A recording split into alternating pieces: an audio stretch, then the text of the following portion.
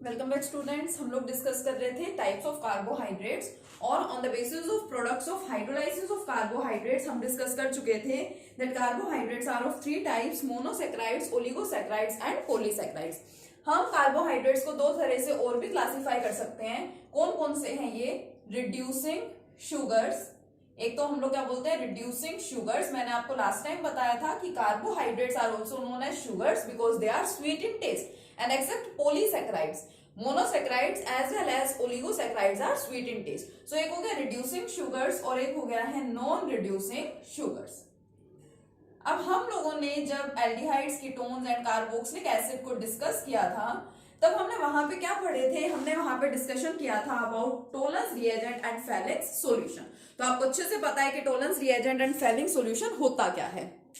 तो वो कार्बोहाइड्रेट्स जो क्या करते हैं, जो Tollens reagent and Fehling solution को रिड्यूस कर देते हैं, द कार्बोहाइड्रेट्स और द शुगर्स विच रिड्यूसेस, जो क्या करेंगे, जो रिड्यूस कर देंगे, which reduces Tollens reagent, which reduces Tollens reagent and Fehling's solution, and Fehling's solution. जो हमारे कार्बोहाइड्रेट्स या जो हमारी शुगर्स टोलेंस रिएजेंट और फेलिंग सॉल्यूशन को रिड्यूस कर देते हैं उनको बोला जाता है reducing sugars. And which do not reduce, जो कार्बोहाइड्रेट्स रिड्यूस नहीं करते हैं उनको क्या बोल देते हैं? उनको बोल देते हैं नॉन रिड्यूसिंग शुगर्स। तो दो तरह से हम और कार्बोहाइड्रेट्स को क्लासिफाई कर सकते हैं, reducing and non reducing sugars में। अगर एग्जाम्पल की बात करें तो जो हमारे मोनोसैकेराइड्स हैं, लाइक हमारा ग्लूकोज है, फ्रक्टोज है, ठीक है, for example monosaccharides, monosaccharides are the reducing sugars. Monosaccharides क्या होते हैं? रिड्यूसिंग शुगर्स होते हैं। और जो नॉन रिड्यूसिंग शुगर्स हैं, एग्जाम्पल ध्यान रखेंगे particularly sucrose, sucrose is non reducing sugar. लेकिन इसका मतलब ये नहीं है कि सारे डाइसैकेराइड्स क्या होते होंगे? नॉन रिड्यूसिंग होते होंगे। I am talking here only about the sucrose. Sucrose is a non reducing sugar, ठीक है। लेकिन इसके अलावा जो हमारे माल्टोज है और लैक्टोज है, जो अदर डाइसैकेराइड्स हैं, वो क्या है? वो रिड्यूसिंग शुगर ही होते हैं। तो ध्यान रखेंगे monosaccharides, maltose and lactose, these are the reducing sugars whereas sucrose is the non reducing sugar. तो एग्जाम्पल आपको अच्छे से ध्यान रखना है, कई बार कॉम्पिटिटिव एग्जाम्स में भी क्वेश्चन पूछ लिया जाता है इससे रिलेटेड, ठीक है। आपके बोर्ड एग्जाम में भी एमसीक्यू पूछा जा सकता है, 1 मार्क क्वेश्चन पूछा जा सकता है reducing and non reducing sugar के एग्जाम्पल से रिलेटेड, ठीक है। तो आपका नेक्स्ट हो गया है टाइप्स ऑफ कार्बोहाइड्रेट्स, जो दो और तरीकों से हम लोग कार्बोहाइड्रेट्स को या शुगर्स को क्लासिफाई कर सकते हैं, ठीक है। अब हमें डिटेल में स्टडी करना है about glucose. Glucose means C6H12O6। तो सबसे पहले तो हम देखेंगे कि जो ग्लूकोज है उसको प्रिपेयर किन किन तरीकों से करवाया जा सकता है। The methods of preparation of glucose, दो मेथड्स होते हैं ग्लूकोज को प्रिपेयर कराने के। सबसे पहले वो मेथड्स डिस्कस करेंगे, उसके बाद structure of glucose and its properties, ठीक है। तो सबसे पहले चलिए देखते हैं methods of preparation of glucose, methods of preparation of glucose, कि हम लोग ग्लूकोज को किस तरह से प्रिपेयर करा सकते हैं। तो there are 2 main methods for the preparation of glucose. First one is from sucrose. एक तो हम क्या कर सकते हैं, हम लोग सुक्रोज से ग्लूकोज को प्रिपेयर करा सकते हैं। कैसे? सुक्रोज क्या है? C12H22O11। सुक्रोज की आपको क्या करानी है? हाइड्रोलाइसिस करानी है इन the presence of a small amount of acid. Small amount of acid में क्या कीजिए, एसिड आपको थोड़े से अमाउंट में लेनी है और क्या करा देंगे, इसकी हाइड्रोलाइसिस करा देंगे। तो फॉर्मेशन किस किस की होती है? देखिए फॉर्मेशन हो जाएगी C6H12O6 प्लस C6H12O6। अब आप सोचेंगे इसको हमने डायरेक्टली 2 molecules ऑफ C6H12O6 क्यों नहीं लिख दिया? क्यों नहीं लिखा हमने ऐसा? Because here 1 molecule of glucose is produced and the other molecule of fructose is produced. It means जब हम लोग सुक्रोज की हाइड्रोलाइसिस कराते हैं तो एक मोलिक्यूल बनता है ग्लूकोज का और साथ ही में फ्रक्टोज की भी फॉर्मेशन होती है। तो first method of preparation of glucose is from sucrose. Sucrose की हमने क्या करा दी? यहाँ पे हाइड्रोलाइसिस करा दी, एसिड की प्रेजेंस में कराई है। So we also called it as acidic hydrolysis of sucrose. ये क्या है? हमारा सुक्रोज है, शुगर, ठीक है। Now next method of preparation of glucose is from starch. जो स्टार्च है ठीक है, अभी हमने क्या किया, देखो ओलिगोसैकेराइड डाइसैकेराइड से हमने ग्लूकोज की प्रिपरेशन कराई। अब हम लोग क्या करा सकते हैं, हम लोग स्टार्च से भी ग्लूकोज को प्रिपेयर करा सकते हैं। स्टार्च की भी हमें हाइड्रोलाइसिस ही करानी होती है ना। What is starch? C6H10O5। इसकी आपने करा दी क्या, hydrolysis in the presence of a small amount of the acid. यहां भी एसिड का आपने स्मॉल अमाउंट लिया है, so it is also known as the acidic hydrolysis. यहाँ पे टेम्परेचर एंड प्रेशर की भी कंडीशंस होती हैं। टेम्परेचर इज 393 केल्विन, ठीक है। जो टेम्परेचर कंडीशन यहाँ लेते हैं हम लोग वो क्या है, 393 केल्विन है, एंड 223 एटमोस्फेरिक क्या होता है, यहाँ पे प्रेशर होता है। तो फॉर्मेशन होती है सिर्फ ग्लूकोज की, C6H12O6। Only glucose is prepared from the hydrolysis of the starch. अब जैसे कि आपको पता है कि जो सुक्रोज है ये एक ओलिगोसैकेराइड है। ओलिगोसैकेराइड में भी इट इज अ डाइसैकेराइड। तो क्या होता है, इसने देखो दो प्रोडक्ट्स की फॉर्मेशन की। मैंने आपको बताया था ना कि अगर दो प्रोडक्ट्स बना ले तो क्या होगा, डाइसैकेराइड होगा। तीन बना लेगा तो ट्राइसैकेराइड हो जाएगा। अब जो स्टार्च है, स्टार्च होता है हमारा पॉलीसैकेराइड। अब अगर ये पॉलीसैकेराइड है तो फिर ये लार्ज नंबर ऑफ मॉलिक्यूल्स की ही फॉर्मेशन भी कराएगा। तो इसको रिप्रेजेंट करने का मेथड क्या होता है, स्टार्च ये पॉलीसैकेराइड है, n मॉलिक्यूल्स, साथ में हम यहाँ पे ले लेते हैं n मोल्स ऑफ वाटर, और इसके साथ ग्लूकोज के भी n मोल्स ही क्या होंगे, यहाँ पे प्रिपेयर होंगे। So these two are the methods of preparation of glucose, कि हमने ग्लूकोज को यहाँ किस किस से प्रिपेयर करा लिया, सुक्रोज से एज वेल एज स्टार्च से। Sucrose as well as starch दोनों की ही जब हम लोग हाइड्रोलाइसिस कराते हैं तो फॉर्मेशन किसकी हो जाती है, ग्लूकोज की। ओके, तो ये बहुत इजी सा मेथड है। इसके बाद चलिए नेक्स्ट डिस्कस करते हैं स्ट्रक्चर ऑफ ग्लूकोज। चलिए नेक्स्ट देखते हैं स्ट्रक्चर ऑफ ग्लूकोज।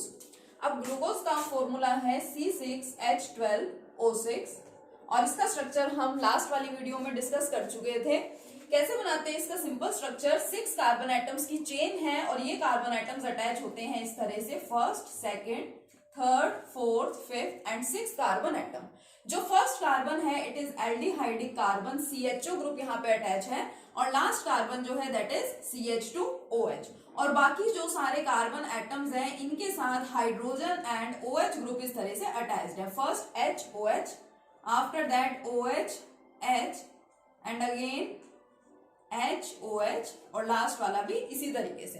तो मैंने आपको बताया था कि हमें यहाँ पे किसी भी कंडीशन में इनकी पोजीशंस को चेंज नहीं करना है। ऐसे भी नहीं करना कि लेफ्ट साइड में H है, राइट में OH है, तो इनकी पोजीशन इंटरचेंज कर दें, ऐसा भी नहीं करना है। यही आपका प्रॉपर स्ट्रक्चर है जो गिवन है, आपको एज इट इज ये स्ट्रक्चर ड्रॉ करना होगा। और ये कार्बोहाइड्रेट है, क्यों? Because it is optically active, polyhydroxy and contains aldehyde group. ठीक है, अभी जो स्ट्रक्चर है ये आपको दिखाई दे रहा है, ये ओपन स्ट्रक्चर है, ठीक है, ओपन चेन स्ट्रक्चर है। This structure of glucose is known as the open structure of glucose, open structure of glucose. और मैंने आपको बताया था कि ऑप्टिकली एक्टिव तो है, बट ऑप्टिकली एक्टिव में भी इट इज डेक्स्ट्रो रोटेटरी। ये क्या करता है, ये प्लेन पोलराइज लाइट को टुवर्ड्स राइट रोटेट कर देता है, so it is dextro rotatory. आप लोग देखते हैं घरों में जो हम लोग ग्लूकोज यूज करते हैं वो ग्लूकोन डी के नाम से आता है, तो वो जो डी है उसके अंदर that D stands for the dextro rotatory. ठीक है, ग्लूकोन डी में डी का मतलब यही है कि वो डेक्स्ट्रो रोटेटरी है, प्लेन पोलराइज लाइट को राइट साइड में रोटेट कर देता है। तो ये आपका ओपन स्ट्रक्चर है ग्लूकोज का। ठीक है, इसको बिल्कुल अच्छे से याद कर लेना है कि कहाँ पे किसकी पोजीशन है। अब सेकंड, ये जो ओपन स्ट्रक्चर है ये बहुत सारी चीजों को एक्सप्लेन नहीं कर पाया था। किस किस को एक्सप्लेन नहीं कर पाया था ये हम लोग डिस्कस करेंगे अभी थोड़ी देर में, लेकिन उससे पहले देख लेते हैं कि अगर ये स्ट्रक्चर बहुत सारी प्रॉपर्टीज को एक्सप्लेन नहीं कर पा रहा है ग्लूकोज की, तो यानी कि फिर इस स्ट्रक्चर में कुछ मॉडिफिकेशन करना पड़ेगा। तो ओवरऑल इस स्ट्रक्चर में कुछ चेंजेस किए गए, कुछ मॉडिफिकेशन किया गया और इस स्ट्रक्चर को कन्वर्ट करा दिया गया साइक्लिक स्ट्रक्चर में, या फिर हम बोल सकते हैं क्लोज्ड स्ट्रक्चर में। तो इस ओपन स्ट्रक्चर को साइक्लिक या क्लोज्ड स्ट्रक्चर में कैसे कन्वर्ट करवाया गया? देखो ये एल्डिहाइड है, CHO, कार्बन और ऑक्सीजन अटैच्ड होते हैं with the help of double bond, तो हम इसको ऐसे बना सकते हैं, कार्बन, सपोज मैंने इधर दिखा दिया डबल बॉन्ड ऑक्सीजन, इधर दिखा दिया आपका हाइड्रोजन, इट इज एल्डिहाइड। जहां जहां पे OH ग्रुप प्रेजेंट है, oxygen contains lone pair of electron, हर एक ऑक्सीजन के पास लोन पेयर ऑफ इलेक्ट्रॉन होता है। तो क्या होता है, ये आपका जो सेकंड लास्ट वाला ऑक्सीजन है, ठीक है, इसके अंदर ये सारे चेंजेस ऑब्जर्व किए गए हैं, एक्सपेरिमेंटली प्रूव्ड है सारी चीजें, कि आपका जो सेकंड लास्ट कार्बन है उसके साथ जो OH ग्रुप प्रेजेंट है उसके अंदर थोड़े से चेंजेस होते हैं। क्या चेंजेस होते हैं देखिए, फर्स्ट कार्बन के साथ ऑक्सीजन अटैच्ड है and we know that oxygen is very electronegative. अब ऑक्सीजन बहुत इलेक्ट्रोनेगेटिव है तो ये क्या करेगा, ऑक्सीजन एटम इलेक्ट्रॉन्स को अपनी तरफ अट्रैक्ट करेगा। अब हमें यहाँ पे कोई लोन पेयर ऑफ इलेक्ट्रॉन्स तो दिख नहीं रहे, क्या दिख रहा है हमें यहाँ पे डबल बॉन्ड, तो ये इसके इलेक्ट्रॉन्स इसके ऊपर शिफ्ट हो गए, ठीक है, ऑक्सीजन ने इन इलेक्ट्रॉन्स को अपनी तरफ अट्रैक्ट कर लिया। अब सोचिए अगर ये इलेक्ट्रॉन्स यहां जाएंगे तो ऑक्सीजन के ऊपर कैसा चार्ज आने लग जाएगा, नेगेटिव चार्ज, और कार्बन पे कैसा चार्ज आने लगेगा, पॉजिटिव चार्ज। जब हम लोग एग्जाम में स्ट्रक्चर बनाते हैं तो आपको पॉजिटिव एंड नेगेटिव चार्जेस लगा करके नहीं दिखाने होते, मैं जस्ट आपको एक्सप्लेन करने के लिए लगा रही हूँ, ठीक है। इस पे ज्यादा इलेक्ट्रॉन हो गए, इलेक्ट्रॉन डेंसिटी इंक्रीज होने लगी तो ऑक्सीजन पे नेगेटिव चार्ज और कार्बन पे आ जाएगा पॉजिटिव चार्ज। अब कार्बन के पास पॉजिटिव चार्ज है यानी कि इलेक्ट्रॉन की डेफिशिएंसी यहाँ पे हो गई, इलेक्ट्रॉन्स की कमी हो गई। तो इलेक्ट्रॉन की कमी को दूर कौन करेगा, जहां पे एक्स्ट्रा इलेक्ट्रॉन होंगे। अब हर एक ऑक्सीजन के पास क्या है, loan pair of electron. Every oxygen atom present here contains lone pair of electrons. तो अभी मैंने आपको बताया कि जो सेकंड लास्ट कार्बन है उसके साथ जो ऑक्सीजन है वो क्या करता है, वो इस कार्बन की डेफिशिएंसी को दूर करता है। कैसे, ये जो इसके लोन पेयर ऑफ इलेक्ट्रॉन्स है ये यहां शिफ्ट हो जाते हैं जाके इस कार्बन के ऊपर, ठीक है। अब ये इस कार्बन पे क्या हुए, जाके शिफ्ट हुए, तो इसकी डेफिशिएंसी तो पूरी हो गई।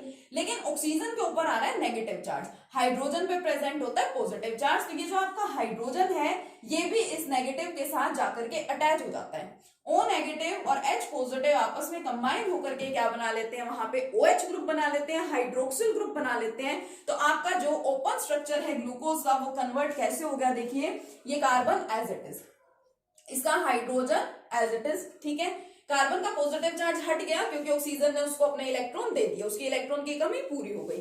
Double bond gets converted into single bond, तो यहाँ पे लगा दीजिए सिंगल बॉन्ड। ऑक्सीजन पे नेगेटिव चार्ज था बट उसके साथ हाइड्रोजन पॉजिटिव चार्ज कंबाइन हो गया है, तो क्या बन गया यहाँ पे OH ग्रुप। ये मॉडिफिकेशंस, ये चेंजेस हुए आपके फर्स्ट कार्बन में जो मैंने यहाँ पे दिखा दिए। अब आपके सेकंड, थर्ड, फोर्थ कार्बन में कोई चेंज नहीं है तो इसको एज इट इज बना दो उठा करके, ये second carbon, third, fourth carbon. Second carbon के लेफ्ट में है H, राइट में है OH।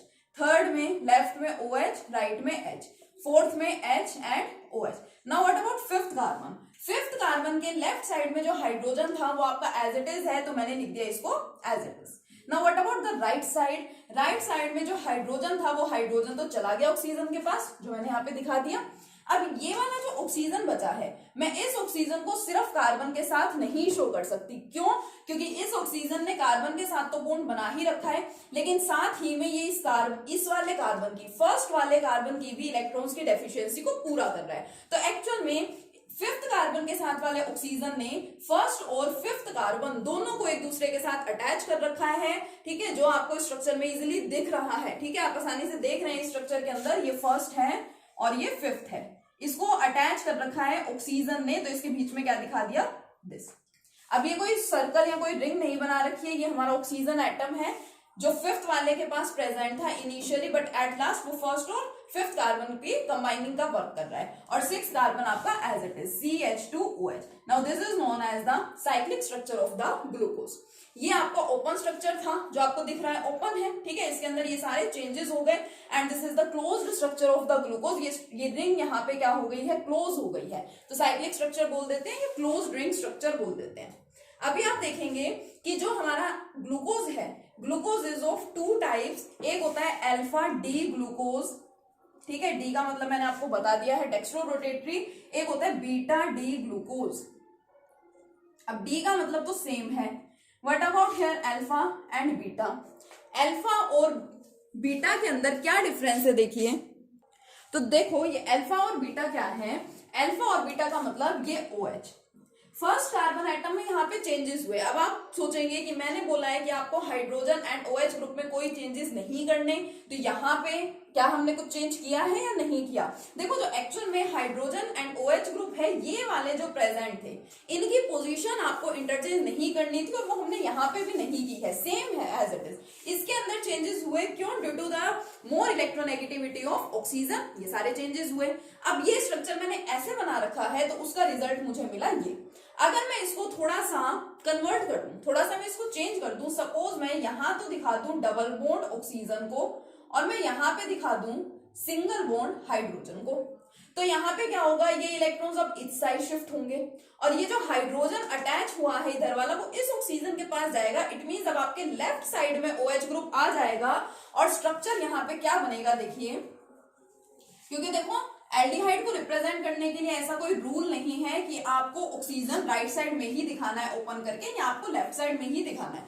आप इसको कैसे भी दिखा सकते हैं। अगर मैं इस साइड दिखाऊंगी तो यहीं पे मेरा OH आएगा और इधर आएगा H, बाकी किसी में तो कोई चेंज नहीं है। Second, third, fourth, fifth and sixth carbon CH2OH, यहाँ पे as it is HOH, OH, H, here also H and OH, यहाँ पे आपका H एज इट इज था और इधर ऑक्सीजन एटम ऐसे ही यहाँ पे इन दोनों को कंबाइन करेगा। अब ये दोनों स्ट्रक्चर्स बने हैं हमारे इनिशियल स्ट्रक्चर से। अब इन्हीं में आपको एक डिफरेंस सिंपल सा इन दोनों स्ट्रक्चर्स में दिख रहा है, फर्स्ट कार्बन के अराउंड। ये आपका फर्स्ट कार्बन है। फर्स्ट कार्बन में जब आपको राइट साइड में OH ग्रुप दिखाई देता है तो उस ग्लूकोज को बोला जाता है अल्फा ग्लूकोज। राइट साइड में अगर आपका हाइड्रोक्सिल ग्रुप प्रेजेंट है अलोंग विथ फर्स्ट कार्बन के ऊपर अगर राइट साइड में OH आ रहा है तो वो ग्लूकोज है अल्फा ग्लूकोज, और अगर लेफ्ट साइड में OH ग्रुप आ रहा है तो वो ग्लूकोज कौन सा होगा आपका बीटा ग्लूकोज। तो इससे हमें पता चलता है कि ग्लूकोज 2 टाइप्स के होते हैं, alpha glucose and beta glucose. अब ये तो मैंने स्ट्रक्चर को एज इट इज दिखा रखा है, इसको हम एक रिंग की हेल्प से भी दिखा सकते हैं। जैसे हम लोग बेंजीन रिंग दिखाते हैं, ठीक है, हम लोग साइक्लोहेक्सेन दिखाते हैं, इसी तरह से हम ग्लूकोज के स्ट्रक्चर्स को भी रिप्रेजेंट करते हैं रिंग्स की टर्म्स में। ठीक है, तो नेक्स्ट लेक्चर में हम वो वाला स्ट्रक्चर देखेंगे। तब तक के लिए आप इन स्ट्रक्चर्स को बिल्कुल अच्छे से याद कर लेंगे, इनको बना बना के देखेंगे अच्छे से। ठीक है, पिछला जो भी कंसेप्ट है, जो भी वर्क आपका पेंडिंग रह गया हो उसको अच्छे से कर ले फटाफट से। Okay, thank you.